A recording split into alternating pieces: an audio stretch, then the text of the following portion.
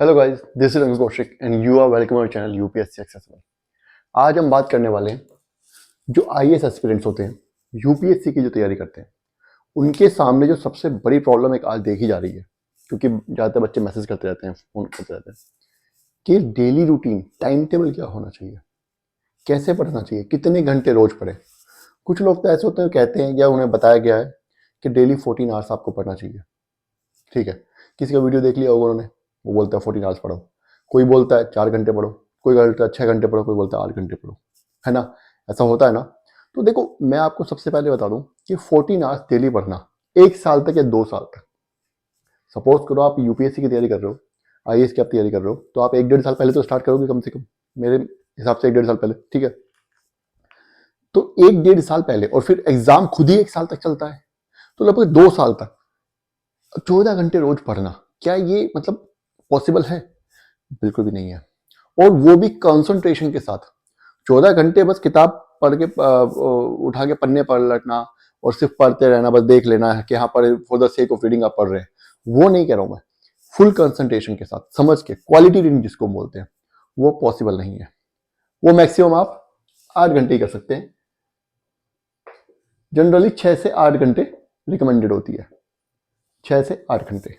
ठीक है, जो लोग अभी एग्जाम दे रहे हैं 2025 में, जो 2026 में एग्जाम दे रहे हैं, उनको मैं बोलूंगा लगभग 8 घंटे करीब आप पढ़िए। जो 2027 में एग्जाम दे रहे हैं वो 6 घंटे ही पढ़ सकते हैं, 4 घंटे भी उनका काम हो सकता है फिलहाल के लिए, फिलहाल। लेकिन जो 2025 में एग्जाम दे रहे हैं, ठीक है, उनका 8 घंटे में काम नहीं होगा। अभी कुछ महीने, मान लीजिए अभी नवंबर चल रहा है, एग्जाम में भी 6 महीने बाकी हैं, तो ठीक है, आप अभी 1-2 महीना और 8 घंटे पढ़ लीजिए। लेकिन जैसे जैसे एग्जाम नजदीक आता जाएगा आपको 8 बढ़ाने पड़ेंगे। ठीक है, लेकिन ऐसा नहीं है कि आप 1.5 साल लगातार ही 8 घंटे या आप 14 घंटे पढ़िए, नहीं नहीं, 6 से 8 घंटे ही पढ़िए। 8 घंटे पढ़ लेते हैं बहुत अच्छी बात है। अगर आप 1 साल तक 6 घंटे भी रोज पढ़ते हैं तो भी आपका काम हो जाएगा। चलिए, ये तो ये आ गया कि टाइम टेबल बनाना है, कितने घंटे पढ़ना है। अभी कितने घंटे पढ़ना है ये मैं भी डिटेल में बताऊंगा। 2025 वालों के लिए बताऊंगा, 2026 वालों के लिए बताऊंगा, 2027 वालों के लिए बताऊंगा। ठीक है, जो 2025 वाले हैं उनको तो मैंने बता दिया कि 8 घंटे तो उनको पढ़ना ही पढ़ना है मिनिमम, ज्यादा भी पढ़ सकते हैं। और जैसे जैसे एग्जाम नजदीक आएगा डे बाय डे उनको अपना नंबर ऑफ आवर्स बढ़ाने पड़ेंगे। ठीक है, अगर अभी से 14 घंटा पढ़ेंगे तो फिर एग्जाम के टाइम पे नहीं पढ़ पाएंगे। ऐसे इस तरीके से पढ़ाइए कि जब एग्जाम आने वाले 1-2 महीने बचे, उस टाइम पे 12-14 घंटे आप पढ़ रहे हो। और जब एग्जाम में 1 महीना बचा होता है, 15-20 दिन बचे होते, तब तो लोग 20-20 घंटे पढ़ लेते हैं। 20 घंटे तो खैर बहुत ज्यादा हो गया, लेकिन आज 15 घंटे 16 घंटे पढ़ लेते हैं। ठीक है, पढ़ना भी पड़ता है, बाकी वो आपके ऊपर डिपेंड करता है, आपका सिलेबस कितना बचा हुआ है, आपको कितना कवर करना है और आपकी एफिशिएंसी कितनी ज्यादा है। ठीक है, जो लोग 2026 में एग्जाम दे रहे हैं उनके पास मोटा मोटा 6-1.5 साल है, तो मैं उनको रिकमेंड करूंगा कि वो लगभग ज्यादा नहीं 6 घंटे डेली पढ़े। 6 घंटे डेली पढ़े। अभी 1 साल तक तो 6 घंटे डेली पढ़े, फिर 1 साल बाद जब आपका प्रीलिम्स आ जाएगा तब आप थोड़ा नंबर ऑफ आवर्स बढ़ा सकते हैं। ठीक है, ये समझ आ गया। ये 6 घंटे पढ़ सकते हैं। जो 2027 वाले हैं उनको मैं रिकमेंड करूंगा 4 से 6 घंटे। क्यों? क्योंकि ये जो लोग हैं 2027 वाले, ये ज्यादातर वो होंगे जो या तो जॉब करते हैं या अभी कॉलेज में ही है, कुछ ना कुछ कर रहे हैं, मास्टर्स कर रहे हैं, ग्रेजुएशन कर रहे हैं, जो भी कर रहे हैं। ठीक है, मतलब वो कहीं ना कहीं ऑक्यूपाइड है, अभी वो पूरा टाइम नहीं दे सकते, तो उनको यही रिकमेंड किया जाएगा कि वो 4 से 6 घंटे ही पढ़े। अगर मिनिमम तो देखो 3-4 घंटे तो पढ़ना ही पड़ेगा, उससे कम तो फिर आप सोच रहे हो तो फिर तो वो तो गलत है, उतना तो पढ़ना पड़ेगा। लेकिन 6 घंटे भी हो जाए तो अच्छी बात है, नहीं होता तो कोई बात नहीं, 4 घंटे में काम आपका चल जाएगा। ठीक है, चलिए, नंबर ऑफ आवर्स तो सॉर्ट आउट हो गया कि हाँ नंबर ऑफ आवर्स कितना होना चाहिए, कैसे पढ़ना चाहिए। अब बात आ जाती है कि पढ़ना क्या है। जीएस में ही 13 सब्जेक्ट्स हैं, जीएस में ही लगभग 13 सब्जेक्ट्स हैं, और इन 13 की एक खास बात है, आपने 1 से लेकर 13 तक खत्म किए। अब जब आप दोबारा स्टार्ट करेंगे तो आप पहला भूल चुके हैं। ये तो होता ही है, सबके साथ होता है ना। उसके बाद फिर ऑप्शनल आ गया, ऑप्शनल में 2 पेपर होते हैं, ऑप्शनल भी अपने आप में 2-4 सब्जेक्ट हैं बड़े बड़े। ऑप्शनल में ही अपने आप में ही ऐसा लगता है 3-4 सब्जेक्ट्स हैं। मान लीजिए आप ज्योग्राफी पढ़ रहे हो तो economic geography, political geography, physical, Indian, इस तरीके से, है ना, होता है ना।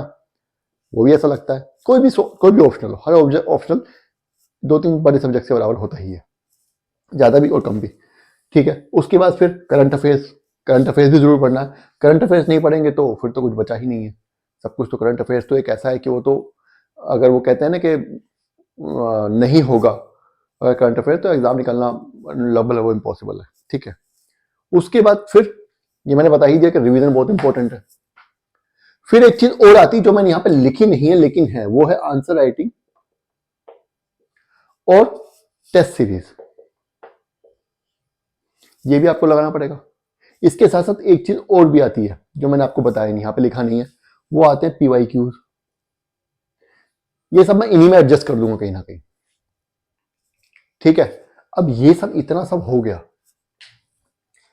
कैसे रूटीन बनाए, क्या पढ़े, क्या एक दिन में सारे सब्जेक्ट पढ़े 1-1 घंटा है, या एक ही सब्जेक्ट पढ़े 10 घंटे 12 घंटे 8 घंटे, कैसे पढ़ना है? तो देखो मैंने आपका जो टाइम टेबल है वो डिवाइड कर दिया 4 सेक्शंस में। 4 सेक्शंस में इसमें जो है एक चीज मैंने सबसे पहले जीएस लिखा है। क्यों? आपको सबसे ज्यादा प्रायोरिटी जीएस को देनी है। मैं ऐसा क्यों बोल रहा हूं? मैं ऐसा इसलिए बोल रहा हूं कि जीएस प्रीलिम्स और मेंस में, प्रीलिम्स और मेंस दोनों में ही सबसे ज्यादा इंपॉर्टेंट रोल निभाती है। देखो प्रीलिम्स तो बिना जीएस के कवर क्लियर हो ही नहीं सकता, उसके लिए तो ऑप्शनल की जरूरत ही नहीं है जीएस प्रीलिम्स के लिए। इसके लिए जीएस ही चाहिए और सीसेट में क्वालिफाइंग मार्क्स चाहिए, वो अलग बात है, वो उससे अलग बात करेंगे। लेकिन मेंस में भी मैं हमेशा ये कहता हूं कि ऑप्शनल आपको एज देता है, लेकिन वो एज आपको तभी मिलेगी जब आपको के पास जीएस का 400 नंबर का बेस है।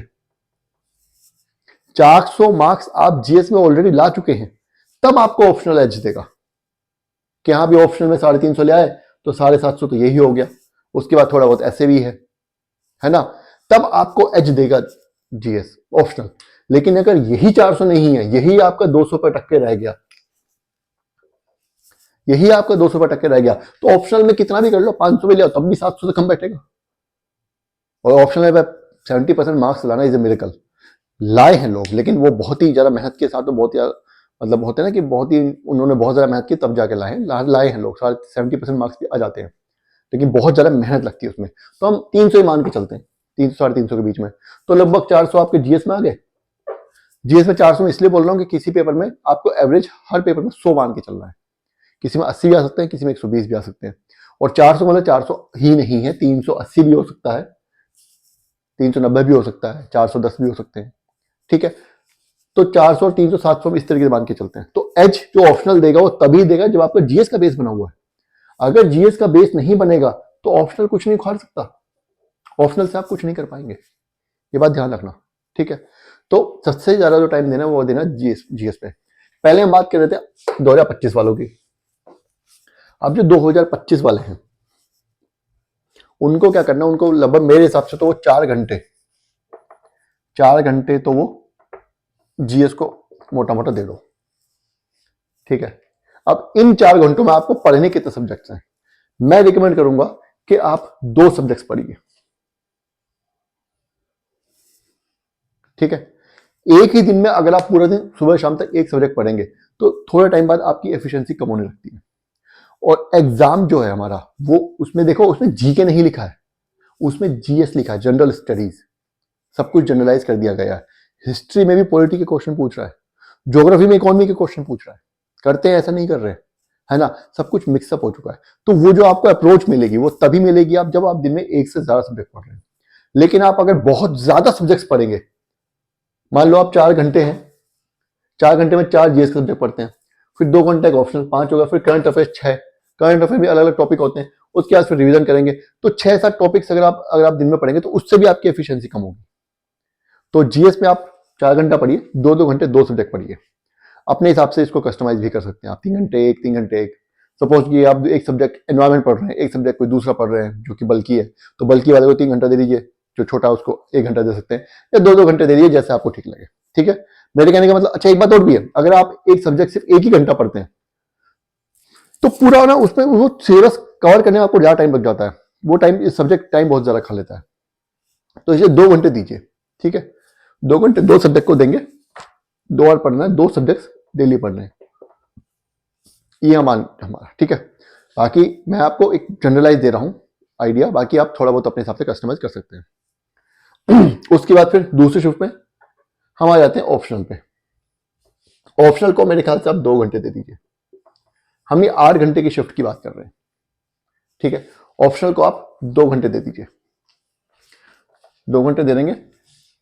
ऑप्शनल की एक खास बात है क्या, कि जब ऑप्शनल खत्म हो जाता है, मतलब ऑप्शनल का आपका सिलेबस पूरा हो गया, उसके बाद आपने फिर दोबारा रिवाइज किया, फिर आपने आंसर राइटिंग की पीवाइज क्यूज किया, जो भी कुछ था पुराने साल के क्वेश्चन पेपर वो भी कर लिए, सब कुछ कर लिए, तो फिर आपको ऑप्शनल को बहुत ज्यादा टाइम देने की जरूरत नहीं है।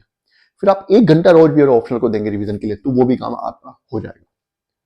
तो अगर आप मान लीजिए आप 2000 आपने अभी तक दे चुके हैं, आपने मान लीजिए 2025 वाले जो है, मैं मान के चलता हूँ आने वाले 1 महीने में उनका ऑप्शनल या ऑप्शनल अभी तक उनका खत्म हो चुका होगा, कम से कम एक बार उन्होंने पढ़ लिया, वो रिवीजन कर लिया होगा, तो आगे जाके वो अगर 1 घंटा भी रोज देंगे तो भी उनका काम चल जाएगा। तो वो फिर आप जीएस में आप बढ़ा सकते हैं, ठीक है, क्योंकि वैसे प्रीलिम्स का प्रेशर बढ़ने वाला है, प्रीलिम्स का प्रेशर बढ़ेगा जनवरी के बाद, तो फिर आप तो आपको ऑप्शनल को कम ही करना पड़ेगा, फिर जीएस पे भी ज्यादा ध्यान देना पड़ेगा, सीसेट भी थोड़ा करना पड़ेगा, थोड़ा बहुत जिनका सीसेट वीक है, ठीक है, जिनका बन रहा है अच्छे से स्कोर, मतलब बन रहा है, जिनके 80 में से 35-40 क्वेश्चन बन रहे हैं, ठीक है, तो उनको इतनी दिक्कत नहीं है, वो हफ्ते में 2 टेस्ट भी कर सकते हैं सीसेट के। लेकिन जिनका नहीं बन रहा है उनको थोड़ा ध्यान देना पड़ेगा, ठीक है।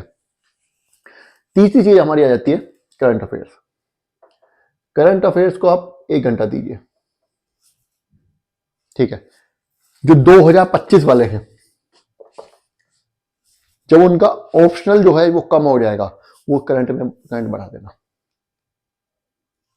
समझ आया, ठीक है। 1 घंटा आप ऑप्शनल को दे दीजिए, 1 घंटा आप रिवीजन के लिए दे दीजिए। जो सब्जेक्ट आप पढ़ चुके हैं उसकी रिवीजन करनी है। अब रिवीजन का भी एक पैटर्न होता है, रिवीजन भी ऐसे ही नहीं की जाती।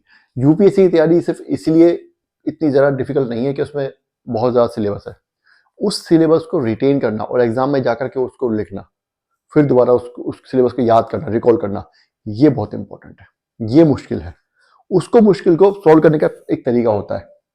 मैंने आपको बताया कि आप फर्स्ट टू, मान लीजिए जीएस के 13 सब्जेक्ट्स हैं, 1 से जब 13 तक आपने स्टार्ट किया, जब आपने 13वां खत्म किया तो आपको पता चला फर्स्ट को बिल्कुल भूल चुके हैं, है ना। ऐसा ना हो, इसके लिए क्या करना है, इसके लिए ऐसा करना है कि आपने फर्स्ट खत्म किया, ठीक है, उसके बाद क्या करेंगे आप, फर्स्ट खत्म करने के बाद आप सेकंड आपने स्टार्ट किया, सेकंड स्टार्ट करने के साथ साथ आप फर्स्ट को रिवाइज करना भी स्टार्ट कर दीजिए, फर्स्ट की रिवीजन कंप्लीट हो जाएगी। सेकंड खत्म हो गया, थर्ड स्टार्ट किया,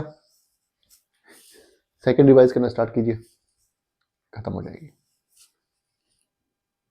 ठीक है, समझ रहे हैं, आगे हो गया। इसमें आप रिवीजन में, अब देखो यहां पे यह आपका 8 घंटे का रूटीन हो गया। अब यहां पे बचता है हमारा 3 चीजें बचती है, पीवाईक्यूज, आंसर राइटिंग और टेस्ट सीरीज, ठीक है। टेस्ट सीरीज तो देखो, जो लोग 2025 की तैयारी कर रहे हैं, मैं तो ये कहूंगा जनवरी के बाद उनको टेस्ट रोज लगाना पड़ेगा।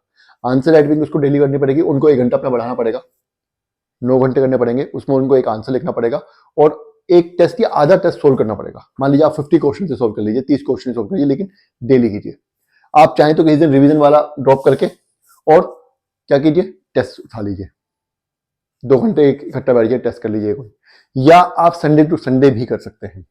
संडे टू संडे आप, या संडे को भी आप क्या कर सकते हैं, देखिए ये प्लान है 6 दिन का है, 6 डेज ए वीक, 6 डेज पर वीक। एक दिन जो होगा आपका उसको ब्रेक लीजिए, और ब्रेक का मतलब ये नहीं कि घूमने चले गए, ब्रेक का मतलब ये है कि उस दिन भी आप 2-3-4 घंटे पढ़ें, जो आपने पूरे हफ्ते में पढ़ा उसको एसिमुलेट करें। चाहे तो आप उसको देखें, खुद ही देख लें, जो आपने नोट्स बनाए उनको पलट लीजिए, या आप टेस्ट भी लगा सकते हैं उस दिन, 1 या 2 टेस्ट उठा लीजिए, एक सीसेट का उठा लीजिए, एक नॉर्मल जीएस का उठा लीजिए, या अगर सीसेट का नहीं उठाना है तो जीएस के दोनों उठा लीजिए, ठीक है, ऐसे भी कर सकते हैं। लेकिन जो 2025 की तैयारी कर रहे हैं, मैं उनको यही रिकमेंड करूंगा कि वो अपना थोड़ा, उनको टाइम धीरे धीरे आगे बढ़ाना पड़ेगा और टेस्ट उनको डेली कम से कम 1 टेस्ट सोल्व करना पड़ेगा या उसको रिवाइज करना होगा, ठीक है। तो ये सब आपका सॉर्ट आउट हो गया यहां तक, ठीक है। रिवीजन में ही आप आंसर राइटिंग भी कर सकते हैं। तो मैंने आपको जो 2025 वाले को बता दिया, 8 घंटे का रूटीन है, 4 घंटे जीएस, 2 घंटे ऑप्शनल, 1 घंटा करंट अफेयर्स, 1 घंटा रिवीजन, और उसके बाद जैसे जैसे टाइम आएगा, अगर आप अभी आपके पास, मैं अभी क्या करना है आपको, जैसे आपको आंसर राइटिंग करनी है तो आपने ये यहाँ पे क्या हुआ, जो भी सब्जेक्ट पढ़ा, 1.5 घंटा सब्जेक्ट पढ़ा, उसमें आपने आधा घंटा आंसर राइटिंग कर ली। नहीं तो आपको इन 8 घंटे के बाद एक आंसर राइटिंग करनी है, आपको एक आंसर लिखना है और कम से कम 50 क्वेश्चन आपको सॉल्व करने हैं रात को सोने से पहले। मान लीजिए दिन में 4 घंटे आपने लंच से पहले जीएस पढ़ लिया, 4 घंटे आपने पोस्ट लंच ये कर लिया इवनिंग तक, शाम को 2-3 घंटे का ब्रेक लीजिए, रात को ये दोनों काम कर लीजिए, ठीक है। बाकी आप इतना तो कम से कम पढ़ेंगे अगर आप 2025 का देने वाले हैं, ठीक है। तो 2025 वालों का शॉर्ट आउट हो गया। इसके बाद फिर इसको धीरे धीरे बढ़ाते जाना है जैसे जैसे एग्जाम नजदीक आता रहेगा और जैसे आपकी तैयारी होती जा रही है। आपको लगता है थोड़ा सा और बढ़ाने की जरूरत है, 1-2 घंटा मेरा नहीं हो पा रहा सिलेबस का या रिवीजन टाइम से नहीं हो पा रहा, तो बढ़ा दीजिए, ये 4 कीजिए 5 कर दीजिए। ये तो ऑब्वियस सी बात है, कम ही होना जाना आगे जाके। ये तो अगर आपका कंप्लीट हो गया तो भी कम होना, नहीं कंप्लीट हुआ तो भी कम आपको करना ही पड़ेगा, क्योंकि प्रीलिम्स आ रहा है तो आपको थोड़ा सा ध्यान उससे कम देना पड़ेगा, ठीक है। या इतना ही देंगे अगर आपका नहीं हुआ तो।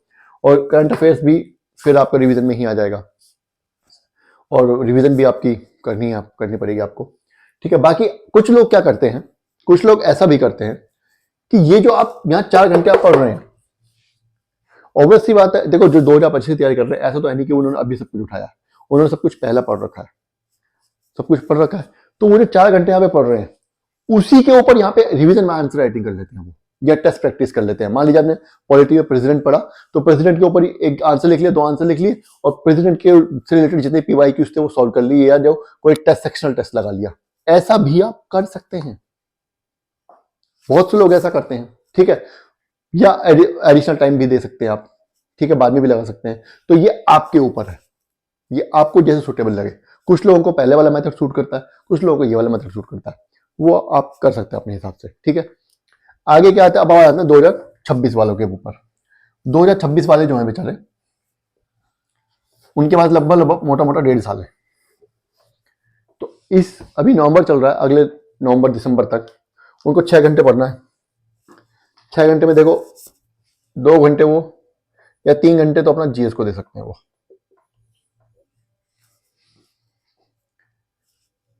ठीक है। यहां पे आप 3 घंटा जीएस को दो, 1 घंटा अभी आप ऑप्शनल को दीजिए फिलहाल, ठीक है। 1 घंटा करंट अफेयर्स को दीजिए और 1 घंटा रिवीजन को दीजिए। यहां पे एक चीज आपको याद रखनी है कि जो 2026 की तैयारी कर रहे हैं वो थोड़ा सा करंट अफेयर्स को अगर कम भी टाइम देंगे तो उनका चल जाएगा, क्योंकि उनके पास पूरा साल पड़ा हुआ है। अगर वो 1 घंटा डेली देंगे तो उनको हफ्ते में 3 या 4 दिन ही करंट अफेयर्स पढ़ना पड़ेगा, बाकी 3-4 दिन वो कुछ और कर सकते हैं, या वो या तो टेस्ट सीरीज लगा सकते हैं, आंसर राइटिंग कर सकते हैं, या कुछ भी कर सकते हैं, या जैसे भी आपको ठीक लगे, ठीक है, वो कर सकते हैं। तो कहने का मतलब रूटीन वही रहेगा, रूटीन वही रहेगा, बस आपका टाइम टेबल थोड़ा सा कम ज्यादा हो जाएगा, ठीक है। नंबर ऑफ आवर्स जो थोड़े कम हो जाएंगे, ठीक है। इसमें आपको क्या करना है, इसमें आपको एक चीज देखनी है कि यहां पे जब आपने स्टार्ट किया, 3 घंटा स्टार्ट किया आपने, 3 घंटा पढ़ने के बाद आपने 1 घंटा ऑप्शनल पढ़ा, 1 घंटा करंट अफेयर्स पढ़ा। रिवीजन में आप अगर आंसर राइटिंग कर लेंगे इसी टॉपिक की जो आपने पढ़ा है, या PYQ की प्रैक्टिस कर लेंगे जो टॉपिक आपने यहाँ पे पढ़े हैं, या कोई भी सेक्शनल टेस्ट लगा लेंगे किसी भी इंस्टीट्यूट का, तो भी आपका रिवीजन अच्छा हो जाएगा, उससे आपका रिवीजन भी हो जाएगा। ये जो आपने पढ़ा ये तो देखना ही है आपने, ऑब्वियस सी बात है, जो यहाँ पे पढ़ोगे उसके नोट्स बनाओगे, थोड़े बहुत नोट्स जो बनाए वो शाम को आपको देखना ही है, लेकिन साथ साथ आप प्रैक्टिस भी इसी टाइम में कर सकते हैं। इसको 1 की जगह 1.5 कर दो, 2 कर दो, वो आपके ऊपर है, ठीक है। या करंट अफेयर्स का टाइम आपका, मैं बता रहा हूं, आपका बचेगा ही बचेगा अगर आप डेली पढ़ रहे हैं तो, ठीक है। फिर आ जाते हैं हम नीचे वाले पे, 2027 वालों पे। 2027 वालों को 4 घंटे ही पढ़ना है, तो ऑब्वियस सी बात है उनको 2 घंटे ऑप्शनल ही पढ़ना है, 2 घंटे सॉरी जीएस ही पढ़नी है, 1 घंटा वो दे देते हैं ऑप्शनल को, और 1 घंटा वो करंट अफेयर्स और रिवीजन को 1 घंटा मान लेते हैं, दोनों को मिलाकर के 1 घंटा मान लेते हैं। मैंने यहाँ पे करंट अफेयर्स को इतना कम टाइम क्यों दिया, क्यों, देखो पहली बात तो यहाँ पे जीएस ही कम पढ़ रहा है, तो इसको रिवीजन करने में भी 15 मिनट लगने हैं, ठीक है। एक आधा आंसर उसने देख लिया, एक आधा उसने क्या कर लेंगे, थोड़े बहुत 10-20 PYQ प्रैक्टिस कर लिए, तो उसके बाद टाइम बहुत है, वो कर लेगा आराम से, ठीक है। ऑप्शनल को भी 1 घंटा डेली देगा तो भी उसका आराम से चलता रहेगा। यहाँ पे आ गया, इनको जो है सबसे ज्यादा परेशानी होती है, क्यों होती है इनको सबसे ज्यादा परेशानी, क्योंकि इसने जीएस पढ़ रखी है, इसने भी जीएस पढ़ रखी है, इसने नहीं पढ़ी है। अभी सब कुछ उसको अलग अलग दिख रहा है कि लागे सब कुछ नया नया, अब इसने एनसीईआरटी उठाई, मजे मजे में 3 महीने में एनसीईआरटी खत्म कर दी। जो वो एनसीईआरटी खत्म की तब इसे पता चल रहा है कि इसे कुछ याद ही नहीं है, इज ऑलमोस्ट ब्लैंक और शी इज ऑलमोस्ट ब्लैंक। ठीक है, ये भाई साहब बिल्कुल, ये बहन जी बिल्कुल ब्लैंक है। इनके लिए रिवीजन सबसे ज्यादा मैटर करती है, सबसे ज्यादा रिवीजन इन्हीं के लिए मैटर करती है, क्योंकि ये तो कर ही रहा है रिवीजन, ये तो ऑलरेडी 10 बार पढ़ चुका होगा। जो अभी 2025 का एग्जाम दे रहा है, मैं ये मान के चलता हूँ वो 2 4 5 बार जीएस ऑलरेडी पढ़ चुका होगा, ऑप्शनल भी पढ़ चुका होगा, 1 2 बार खत्म कर चुका होगा, एनसीईआरटी वो 2 3 बार पढ़ चुका होगा। ठीक है, ये भी थोड़ा बहुत पढ़ चुका होगा, 2026 में भी दे रहा है, या नहीं पढ़ रहा है तो भी पढ़ेगा, उसकी स्पीड उतनी होगी, वो एंथुसियाज्म इतना ज्यादा होगा, कोई जल्दी जल्दी पढ़ेगा, रिटेन करने की कोशिश करेगा, रिवीजन पे ज्यादा ध्यान देगा उनको। ये ना तो आंसर करना चाहता है, ना ये पीवाईक्यू सॉल्व करना चाहता है, क्योंकि इसका एग्जाम है 2 साल बाद, ना ये करंट अफेयर्स पढ़ना चाहता है। तो इनके लिए सबसे अच्छा तरीका ये है कि इनको जीएस तो 2 घंटा पढ़नी ही है, उसमें एनसीईआरटी पढ़े चाहे स्टैंडर्ड बुक्स पढ़े। ठीक है, उसके बाद 1 घंटा अपना ऑप्शनल भी पढ़ना ही है, अगर डिसाइड कर लिया है तो वो भी बेसिक जो है ऑप्शनल पढ़ना ही है। ये जो आपका 1 डेढ़ घंटा बचता है आपका, इसमें आपको करंट अफेयर्स पढ़ना नहीं है, करंट अफेयर्स आपको एक तरीके से देखना है। और देखने का मतलब ये नहीं है कि आपको कोई वीडियो ही देखनी है, आपको न्यूज़पेपर में भी करंट अफेयर्स को एनालाइज करना है कि किस तरह की न्यूज जो आती है, सिर्फ कहानी के तौर पे देखना है। अच्छा, यहां ऐसा हुआ, वहां ऐसा हुआ, यूपीएससी ने इसमें से क्या पूछा, ये चीजें ध्यान रखनी है, क्योंकि आज जो करंट अफेयर्स है 2024 का, वो 2027 में नहीं आने वाला। आपको सिर्फ करंट अफेयर्स इसलिए देखना है कि आपको करंट अफेयर्स से आप फेमिलियर हो जाओ। तो अगर हफ्ते में 2 3 बार भी देखेंगे तो उससे भी आपका काम चल जाएगा। कोई एक मैगजीन भी ले आएंगे अभी आप फिलहाल, और उसी को देख लेंगे, अच्छा अच्छा ऐसे ऐसे होता है, और 3 4 दिन में 5 दिन में मैगजीन पढ़ के खत्म कर देंगे, 10 दिन में पढ़ लेंगे, तो भी आपको एक आइडिया मिलता रहेगा। या न्यूज़पेपर की कटिंग, कोई अगर मान लीजिए बहुत से इंस्टीट्यूट हैं न्यूज़पेपर के बताते हैं ये इंपॉर्टेंट न्यूज आपको पढ़नी है, उनको देख लीजिए, उनको एनालाइज कर लीजिए। याद नहीं करना है कुछ भी, सिर्फ आपको एनालाइज करना है कि सीक्वेंस क्या चल रही है। बहुत सी न्यूज रिपीट होती रहती हैं, क्यों रिपीट हो रही है, क्या नई नई डेवलपमेंट्स हो रही हैं। जो रिपीटेड न्यूज है, कुछ उनमें से यूपीएससी क्वेश्चन नहीं पूछ रहा है, क्यों नहीं पूछ रहा है, कुछ में से पूछ रहा है, क्यों पूछ रहा है, ये सब चीजें आपको एनालाइज करनी है यहाँ पे। और रिवीजन में आपको क्या करना है, रिवीजन में मैं आपको सबसे अच्छा तरीका बताता हूँ। आप जैसे हफ्ते में 6 दिन अगर आपको पढ़ना है, तो 3 दिन आप आंसर लिखने की कोशिश कीजिए, और 3 दिन आप पीवाईक्यूज कीजिए, प्रीलिम्स के आंसर भी आपको पीवाईक्यूज के ही लिखने हैं, प्रीवियस ईयर क्वेश्चंस के। जो आप यहाँ पे पढ़ रहे हैं उसी के ऊपर या तो आंसर लिखिए या ऑब्जेक्टिव क्वेश्चन सॉल्व कीजिए। ठीक है, अगर आप ऐसा नहीं करेंगे, ये नहीं करेंगे आप रिवीजन, क्योंकि आंसर राइटिंग के बिना तो कुछ भी नहीं है। आप अगर मान लीजिए आप इस 1 साल में 2025 तक के एंड तक आप 100 आंसर्स भी लिख लेते हैं, तो आपका बहुत ज्यादा टॉपिक्स आपके फिंगर टिप्स पे आ जाएंगे। लगभग 300-400 आंसर ही आपको टोटल लिखने होते हैं अलग अलग क्वेश्चन पे। 300-400 टॉपिक्स ही होते हैं जिन पे ऊपर आपको आंसर लिखना है, वही घूम फिर के वही आते रहते हैं, उन्हीं से रिलेटेड टॉपिक आते रहते हैं। फिर तो प्रैक्टिस है। सिलेबस तो आपको 300-350 टॉपिक्स में हो जाता है। अगर आप डेली का आंसर लिख लेंगे अलग टॉपिक पे, तो आपका सिलेबस 365 दिन में खत्म हो जाएगा ऑलमोस्ट सब कुछ, पूरा जीएस का। फिर तो प्रैक्टिस है। उसके बाद तो वही है कि एक बार कहानी इधर से पकड़ लिया, एक बार कहानी इधर से पकड़ लिया, वो वाली बात है। तो वही करना है। ठीक है, तो मैं ये कहूंगा कि आप पहले 2 घंटा पढ़िए, 1 घंटा ऑप्शन, 1 घंटा में आप थोड़ा सा करंट देख लीजिए, या हफ्ते में 2 3 दिन करंट देख लीजिए, 2 3 दिन ये